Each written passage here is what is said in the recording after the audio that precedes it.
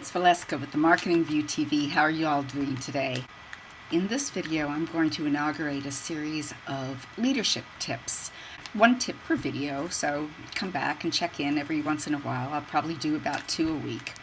And these are tips that I've learned from other leaders whom I admire, and I'm going to kick things off with a great story told by one of the really awesome leaders inside Empower Network, who I have so much admiration for. Anyways, so here goes.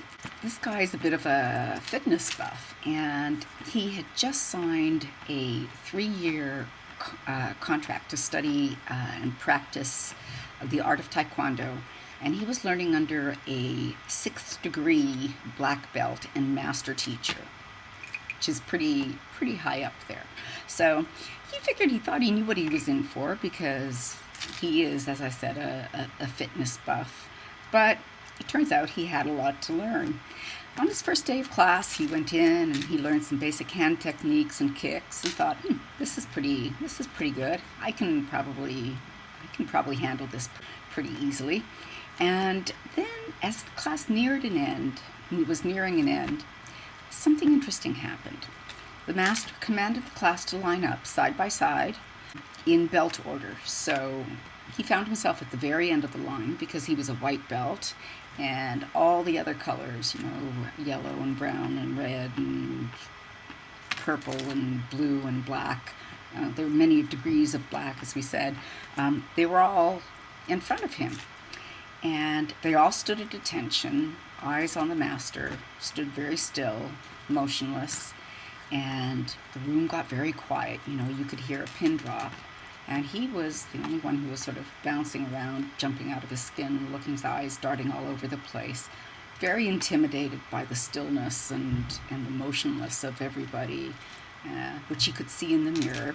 He just felt himself kind of getting tense, and hands got a little bit sweaty, wondering what was coming next. Suddenly the master said, in a very soft voice, and I know how this goes because I used to take kickboxing, and we had a master also who just spoke in this quiet voice, and he would say, begin. Anyway, the master says, jumping jacks, number 1, 10. Now this guy kind of looked and thought, really? Jumping jacks? I'm paying all of this money, and I'm standing here with all these little munchkins who are all got belts way ahead of me, and we're going to do jumping jacks? You gotta be kidding. He was just insulted. He was annoyed. He just felt, embarrassed, and kind of wanted to pack up and go. What happened blew him away, because all of a sudden the class started to move in perfect unison, in perfect sync, like a well-oiled machine. And these, of course, were no ordinary jumping jacks. Korean jumping jacks are not your typical jumping jacks that we learned about in school. So at the end of the day, he was the one who was totally out of sync, kind of looked like a babbling idiot. And the rest of the class had this cadence and rhythm that was just sort of stellar. His performance, on the other hand, was not quite so stellar. And that's when he got it. And that's the hot tip, of course, which is that the best leaders are also the best followers. You see, he thought he was too cool for school, and that whole attitude of, I already know this, took over, and he let his ego take his the place of actually being open and willing to learn. And he realized that there should never be a time when you're not willing to learn. You should always be humble enough to say, these people might know something more than me, or even if I've done this 100 times, maybe I can learn something new from it. Repetition is the mother of all skill. The more you repeat something, the better you get at it. And if you keep repeating it, you'll eventually get to the top. That day he realized that no matter how much he thought he knew about life, he didn't know squat about Korean jumping jacks. And there had to be plenty more that he didn't know either.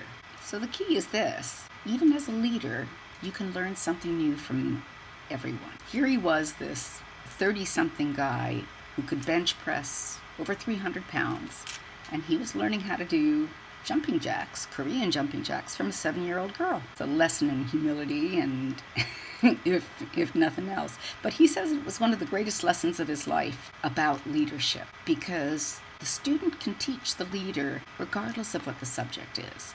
And you're never too cool for school. Remember that the more you listen, the more you learn. And the more you learn, the more you're going to earn. It's a direct relationship. So you stay humble, stay green, because when you're green, you're growing. When you're ripe, you're rotting. That's it for today. Have an awesome day, and don't forget to live large. Bye.